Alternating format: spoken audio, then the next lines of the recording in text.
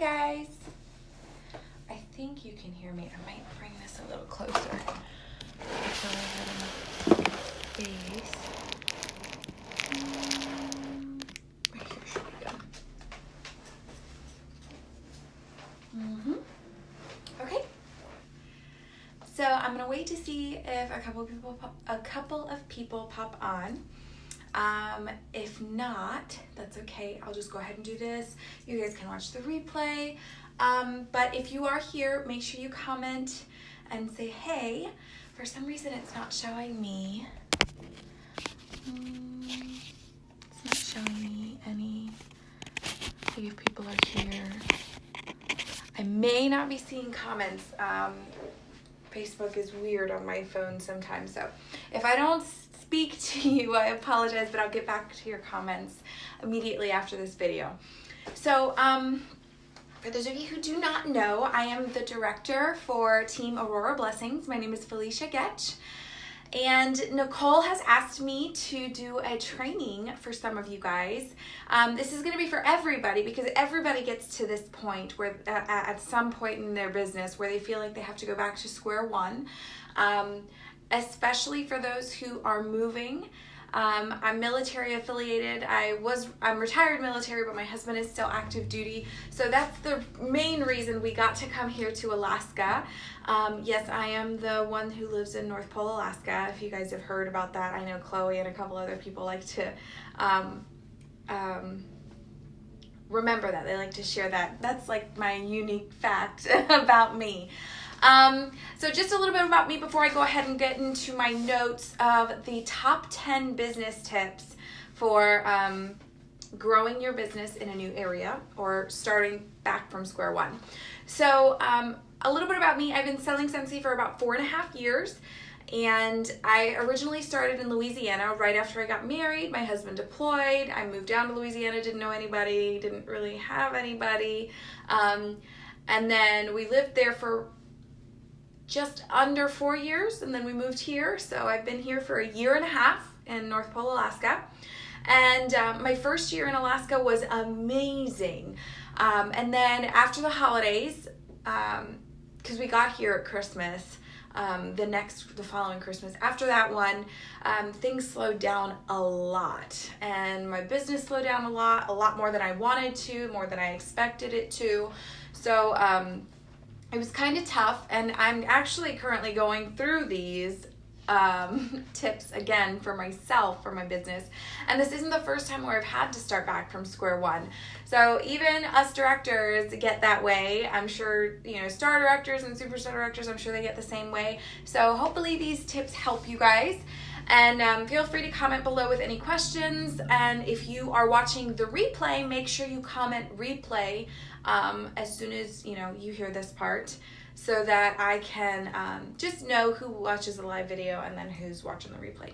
All right, so number 1, these are my 10 best tips that I came up with. Number 1 is to be positive, okay?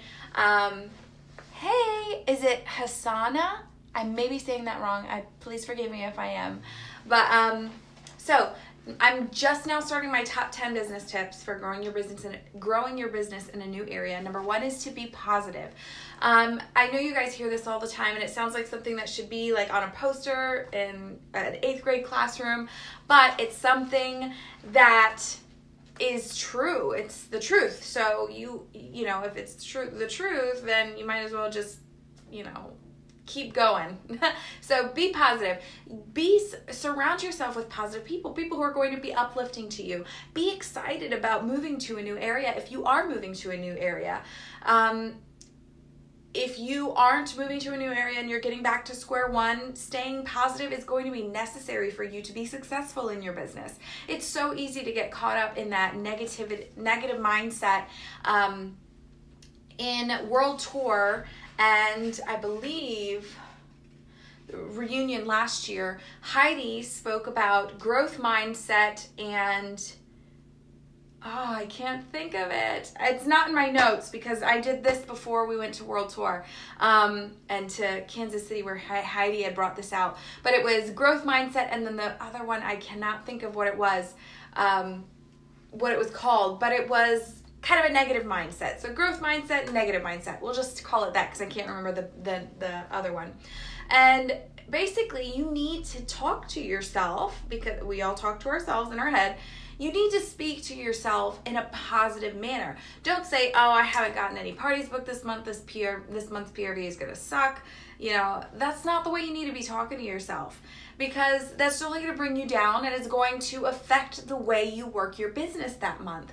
So for me, for example, I don't have any parties booked this month. All of my parties that were booked this month, they moved to July, which is fine, because at least this is where my positive outlook starts, which is fine, because at least I have parties booked. And yeah, I might be busy because I'm going to California and we're making it a family vacation because we're extending it. And then my mother's going to be there. Then she's flying back to Alaska with us. So, I mean, she understands that I have to work my business. Sorry, my head is getting a headache, so I might lift up my hat a little bit. But, so closed mindset. Thanks, Nicole. So yeah, growth mindset, closed mindset. So, you know, it's very easy. You have to speak to yourself in that positive manner, because the moment that you let that negativity creep in, it doesn't take long for it to completely take over. And then you find yourself in a rut for 2 or 3 months in your business and you realize, why is this happening to me? You know, it's because of that positivity, that lack of positivity. You need to remain positive. Surround yourself with positive people. Find an accountability partner who's always going to be positive with you. Occasionally, there might be some negativity in there, because I'm one of those accountability partners who might be nice at first, but after a while, and I get comfortable with you, if you're doing something that I know you should be doing something better, I'm going to tell you about it. So I might not be considered very nice then or very positive then, but I always have a positive spin on something. So if I'm telling somebody the hard truth, I'm always going to have a positive spin on it. And those are the people that you need to find to work your business with. So anyways, tip number 1. I'm going to try not to ramble because there's 10 of these, all right? So stick with me, guys. Number 2 is to research. Research the area that you're going into. We knew, me and my husband, because we were house searching, we did not want to stay on post in government housing. The government housing on post here, you're always going to be on top of each other. There's not some fencing in a lot of the neighborhoods. There's 1 car garages and we had 2 vehicles. And it wasn't something with the weather that is up here that we wanted to, compromise that. We wanted a 2-car garage. We wanted a yard for our dogs. We wanted to be able to have a fence. We don't have a fence because this is a brand new house, so not yet. But, we have that space so our dogs can go out to the backyard and play or use the bathroom or whatever and not have to bother anybody. So we were house hunting, so we had to research the area ahead of time. My husband is the one who started researching before I did. And once he got onto the kick and I saw how excited he was getting, that's when I started doing my research too. And then we both were getting excited about it. I live 5 minutes from the Santa Claus house, where Santa is there almost year round. He does take a vacation after Christmas. But I love Christmas. My husband loves Christmas. If Christmas was all year long, I would be completely okay with that. Christmas is permanently in my Apple Music, so whenever I put shuffle on, Christmas music is always popping up left and right. So that was something that I know that I knew that was something I needed to do. I needed to research the area. What's there? I researched city, town hall, like where is it located? Do they have local meetings? When are the local meetings? Different events around the area. There's not very many outdoor events around Christmas and winter time around here because there's so much snow and it's cold and it's dark. So I knew that indoor events are going to be the ones that I needed to attend, which there is a lot of indoor events in the winter. A lot more events in the spring and summer when it's sunny all the time, all day, 24/7. A lot warmer. And I also researched Facebook pages about the area local. So I looked at for sale pages, even though it's against compliance to, post on those. But, oh yeah, girl, it's Christmas all year long here. I know that the craft store and the Santa Claus house, I know they play Christmas music all year long. And then the street lights on Santa Claus Lane, the main street in North Pole, they're candy canes, the street lights. So super cute. But anyways, back to this. I researched Facebook pages. So I researched the for sale pages. I researched any possible playdate groups, mom groups. When I first got here, I was really into baby wearing, so like using baby carriers to carry the baby. So I was doing that. I was researching that. I was researching a MOPS. It's called MOPS, but it stands for Moms of Preschoolers. I was researching for a group that was called that because I did that in Louisiana and I wanted to get into it here. I'm in North Pole, Alaska. The town flag is up here. You can't see all of it, but it's got Santa and moose and Christmas trees all over. So, but yeah, so Facebook pages. I researched all of these different Facebook groups and I went ahead and I plugged myself into these Facebook groups. This is where it comes. This is what I did. Oh no, that's actually another tip. So just do your research, okay, guys, for the area that you're going to be in. Whether you're house hunting or not, doesn't matter. Research the area, find out what is there, get involved. There is tip number 3 is to ask friends to hook you up with friends in the area. Being military, I have friends from all over the place and they have traveled all over the place. They know people all over the place. So all I had to do was comment or make a post on Facebook, social media, that we were moving to the area. And everybody's like, oh, that's so cool. My cousin lives there, or I have a sister, or I have a friend there, and I have this and this and this so-and-so lives there. So I was like, I would love to meet up with these people. You know, I would love to get in touch with them to ask them some questions. And I asked them, you know, tons of the same questions just to get everybody's different opinions about like the weather and winterizing your vehicle and all that other necessary stuff that I found out or that I wanted to get some more clarification on based on tip number 2, my research. So eventually I would hook up with these people through Facebook Messenger. And, you know, even I've been here for a year and a half and I'm still meeting people like, hey, my so-and-so, my friend is here and they're looking for a church group to get into. Do you have any ideas or do you know of any that are really great? Or how far is North Pole from this post? How far is North Pole from here? You know, I get questions all the time about people who are moving to Alaska. A lot of people who are going to Anchorage, I get a lot of messages about that, but Anchorage is like 6 hours away. So, but still making that connection with people, because most people who are in Anchorage, they do eventually make their way up here to North Pole to see the Santa Claus house and to see Santa and to just say, you know, they visited North Pole. So I asked my friends. They didn't have to be my customers. I asked anybody because I posted it on my personal page. A lot of people may have that, you know, keep your Scentsy stuff and your business stuff off of your personal page. A lot of people like to make that separation, and I did it for a while. I tried it, and my business sucked during that time. It is totally okay to put business stuff on your personal page because that's part of your personal life. The way I see it is if somebody doesn't like it, they can always keep scrolling or say hide the post or unfollow. Those are the people that you don't want in your life because they're negative people. So, to me, if I post something on my business page, 9 times out of 10, I'm either posting it in a separate post on my personal page or just sharing it from my business to my personal. That's what I like to do. But anyways, that's getting off topic. Tip number 3, ask friends to hook you up with friends in the area. So tip number 4, post in Facebook pages that you've joined based on your research weeks before getting there. Don't make it about Scentsy.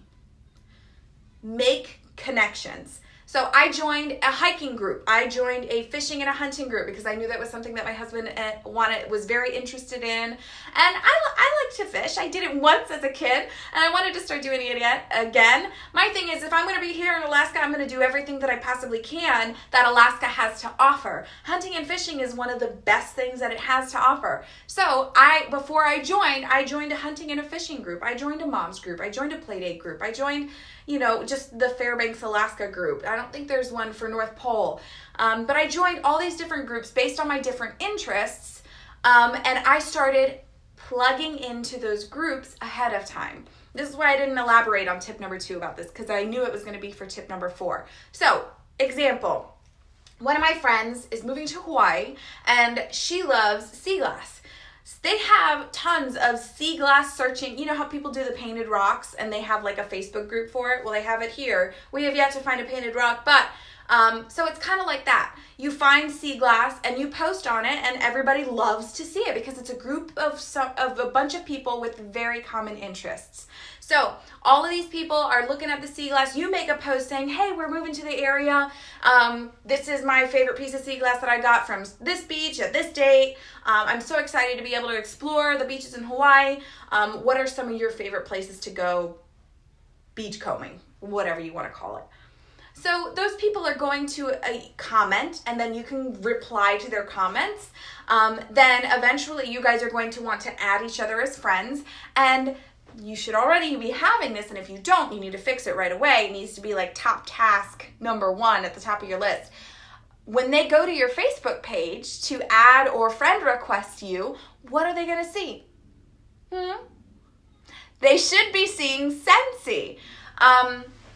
When you come to my Facebook page, you don't see actually you do. On my profile picture now, I have a picture of myself with my Scentsy Go, and on my cover picture, I just have a picture of a bunch of flowers because that's something that I absolutely love, but it says, I've got a scent for that, and then it has my website on the bottom.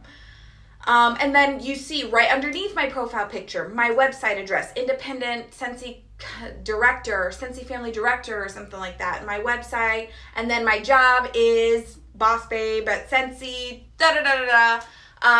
and I'm actually going to be changing my featured photos soon to kind of just be a bunch of different collage photos. But anyways, when they come to your Facebook page, they should see Scentsy. That should be the first thing they see. And that seed is going to be planted. Whether they say anything about it or not, that seed is going to be planted because everybody has eyes. Everybody has a brain. Everybody has memory. So anyways, this is why you're going to be posting in those Facebook pages weeks before getting there, just not about Scentsy yet. Okay? So you want to get a feel for these people. You want to start making connections. This is a relationship built business. This is not something that you can just, easily just go on the street and say, hey, you want to buy some Scentsy? It's not that easy. You might get lucky occasionally here and there, peppered everywhere, but it's not that easy. You want to have those relationships because those relationships are going to make more customers. They're going to make good hostesses. You're going to make good team members, and they're going to bring you referrals. So relationship building. You want to start building those relationships and those connections by posting on those Facebook pages weeks before you get there. Tip number 5, events. Events was my breakthrough when I got here. An open house for your neighborhood or for your street works just as well. Neighbors, mutual friend connections. So when you posted saying, hey, are there any people who know anybody in the area? And you hooked up with those people. So you can invite them to an open house that you have. Any friend connections through social media that you have made because you've been posting on Facebook pages for that area a couple weeks ahead of time and hopefully making connections. Am I right? So through social media. So friend connections through social media. Those are the 3 people that you can invite. 3 different groups of people that you can invite to your open house. So events was my breakthrough. When I first got here, I did not have an event booked.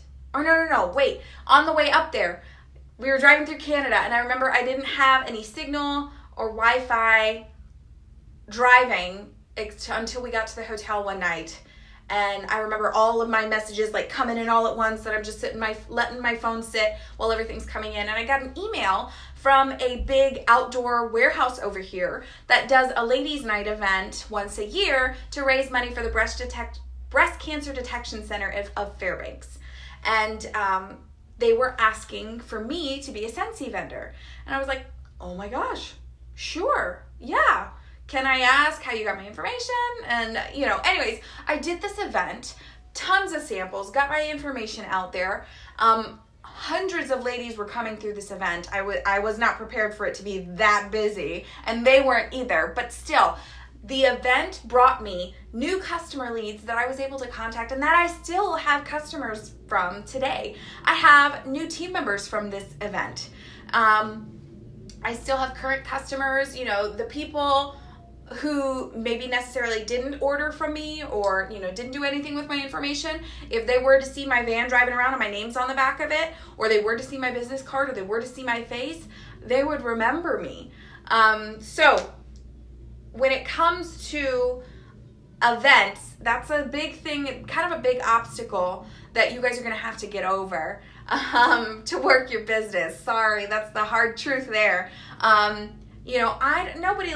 Everybody gets nervous and nobody likes to step out of their comfort zone, but nothing good comes from the comfort zone when it comes to being successful in your business. So tip number 5, events was my breakthrough. If you don't have an event scheduled, or you can't get into one, or you don't know where to find one, then search for or create your own open house, like a housewarming kind of thing, or welcome to the neighborhood kind of thing. Do it for yourself. It doesn't matter. Tip number 6, brand yourself. When I was driving up here, I did have the regular Scentsy logo on the back of my van. My husband, a couple months ago, shattered the back windshield of my car based on the negative 32 outside and the 55, I think, that was in the garage. The back windshield got hit because he was backing out too soon from the garage door, and it just completely shattered the whole windshield. So I had to get a new decal, and instead of paying all this money for just a plain old Jane decal that everybody has, I created my own because I have a Cricut machine. So I just bought the vinyl, which was like $5, and then I did it myself.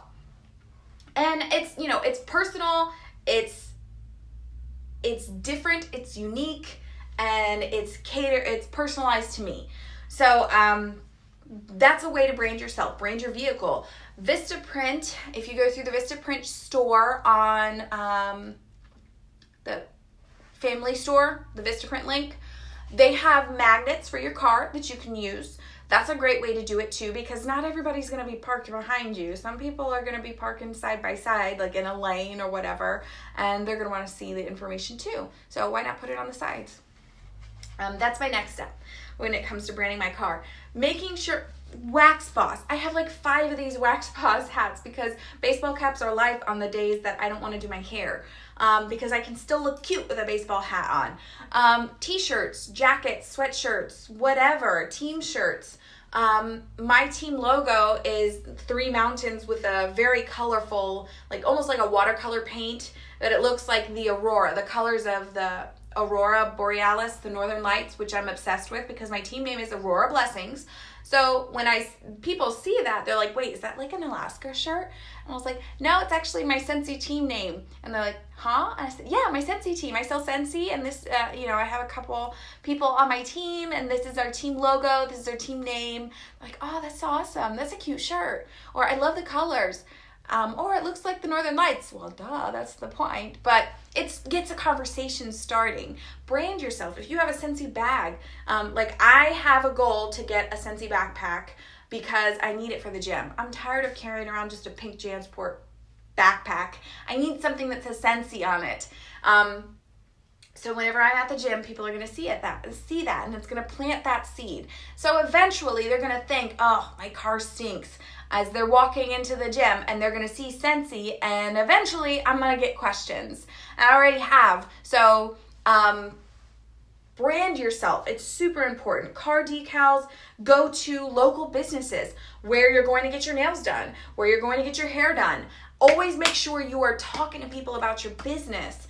That's another way to brand yourself, is through word of mouth. So when you go to these places, introduce yourself. I had to go to the town hall with my husband to start to switch over our electricity and our water over to our name, when we bought our house and we finally got here. And they're like, oh, where'd you guys come from? Yeah, okay, well, what do you do? Are you in the military? And he is, yeah. I'm medically retired, but I made sure to interject that I work from home. I'm a Scentsy consultant. And they're like, oh, okay, cool. That's great. Like, do you know what Scentsy is? Yeah, I've heard of it. Or, no, I haven't heard of it before. You got 2 options. So you want to always use word of mouth. Hair salons, nail places, mom and pop shops. Restaurants are a little hard to do because you have the smell of the food in there. It's kind of hard to have a Scentsy scent in a restaurant. But a lot of these restaurants around here, they have what they call Arctic entries. So it's like a lobby before you get to the main area of the restaurant. So they have pegboards where people post up a bunch of business cards. You better believe every time I go in there, my business cards are being put up there because they're gone every time I go back. So you need to find every avenue to be able to brand yourself. Car decals, shirts, hats, everything. Tip number 7 is use your realtor, insurance, landlord, loan company. Use those connections. Use those connections. I can never emphasize that enough for you guys. We bought a house. Sometimes when you guys move, if you're military, you're not going to be buying a house. You're going to be using the on-post housing. But still, you could speak to that person that you're speaking to. Just, make it a casual conversation, because you're going to be talking about all the things all the people that are going to be living there, where you came from. You're going to be in regular casual conversation. So regular casual conversation should include what you do for a job. And whether you have a full-time job or a part-time job, it doesn't matter. Scentsy is your job. So you need to make sure that you are always mentioning that as well. My realtor, I made sure that I gave him a Scentsy gift as a thank you for, because we bought sight unseen. So we didn't see our house, but he would FaceTime us and walk us through the house, show us everything. So he went kind of above and beyond. So I sent him a thank you gift. And then I asked him if he would be interested in using closing gifts for Scentsy as closing gifts for his clients. My insurance, we used a local insurance company. We switched from USAA over to State Farm locally, because if we've had any issues, we wanted to make sure that we got, them taken care of right away. And we also used a local loan company as well. That's a great place to be able to advertise your business, because it could either stink or it could just be kind of So, and it doesn't have any extra smell. So Scentsy would be perfect to put in offices like that. Use those connections that you have. Tip number 8 is samples, samples, samples. I did write it 3 times. Samples, samples, samples. Okay, guys? So samples are super important whenever you are moving to a new area or starting from square one. Now, don't do the same thing, okay? You gotta change it up a little bit. So you cannot do just wax samples. It's not gonna be profitable for you, because in this area, and especially if you're meeting new consultants, they might not have a warmer. So do washer whiff samples. That's easy. Every time you close out a party, add a pack of the body care samples of the body souffle and the hand cream and stuff like that. Because those are sealed packets that are easy to pop on. You can pop a label on the back or staple it to a business card, whatever you fancy, and you can pass those out.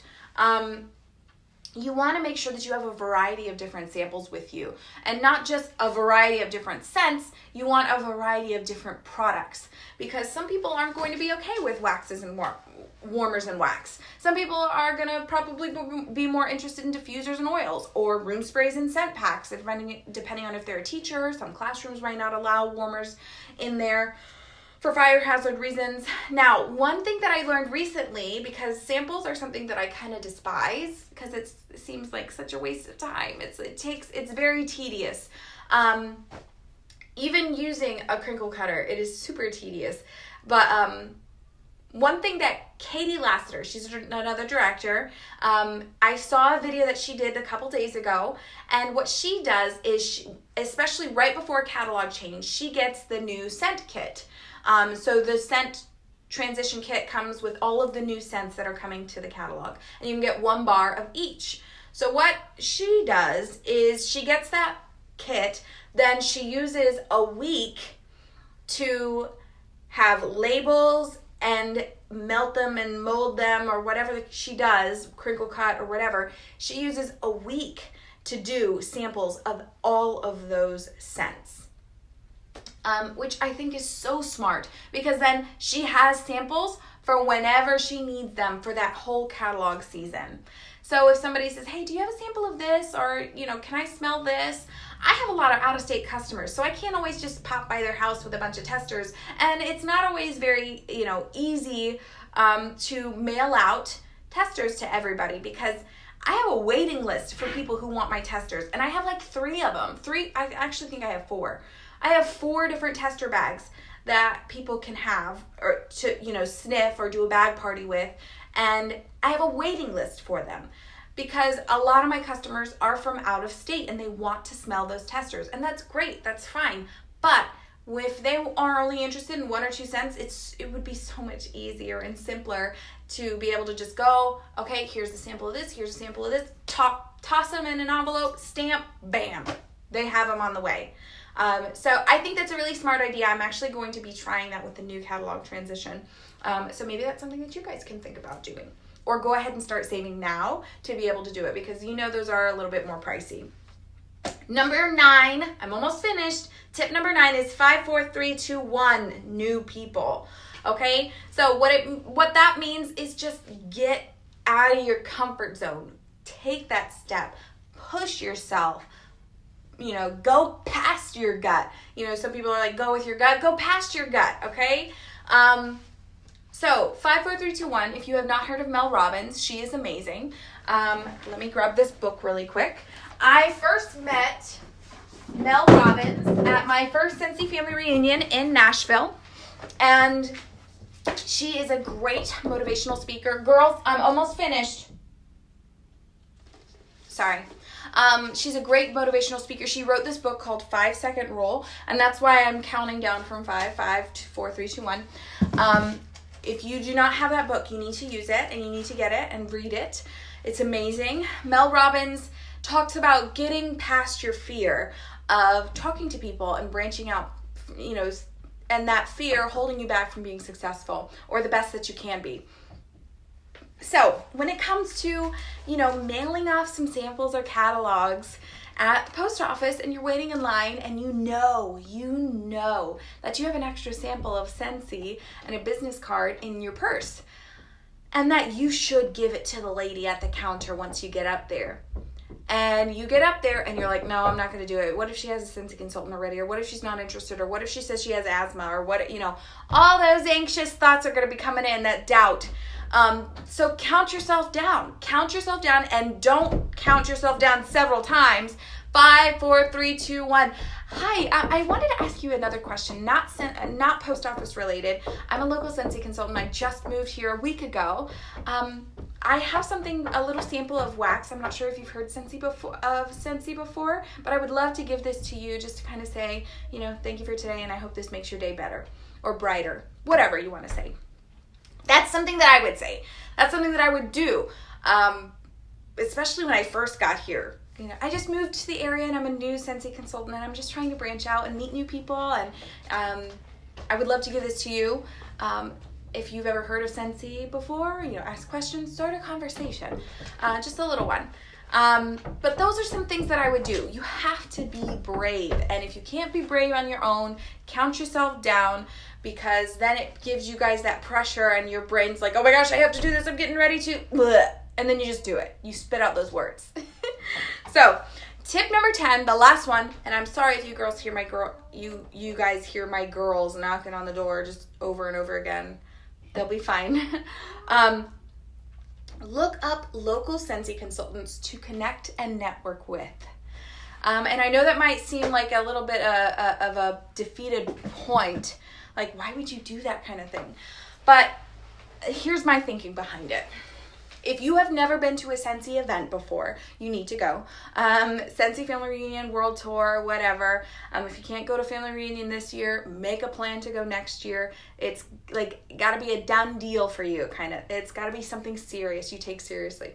But when you are at Scentsy Family Reunion or Scentsy World Tour and you're around all these people who have their own businesses, whether they're coming from the same area that you're in or not, the majority of the people that you meet, they're going to be encouraging. They're going to be motivating. They're going to have something about them and their business, or something that they do in their business that's going to click with you so well. You're going to use it in your business, and it's going to be so far. So, my daughter been in here 50 times already. I know. I have 2, 6 and 3, and they're just it's getting to be that time where they're starting to bother me. But anyway, so look up Scentsy consultants in the area. Use the Scentsy consultant finder. Just go to Scentsy.com, not your site, Scentsy.com, and type in your zip code and find out the Scentsy consultants that are in the area. You maybe email them from their website. Maybe try and find them on Facebook and message them that way. Most people are either going to be shocked or totally jumping in, hands first, yes, of course. Or then you'll get the occasional people who won't say anything to you. And that's fine. You don't need those type of people in your life anyway. So, some people might be shocked. I've gotten those shocked people, those people who are like, okay, I've never had somebody message me about this before, but yeah, sure, we can meet up for like brunch or something, because you never know how long they've been here, if they have any tips about how to be successful in your business.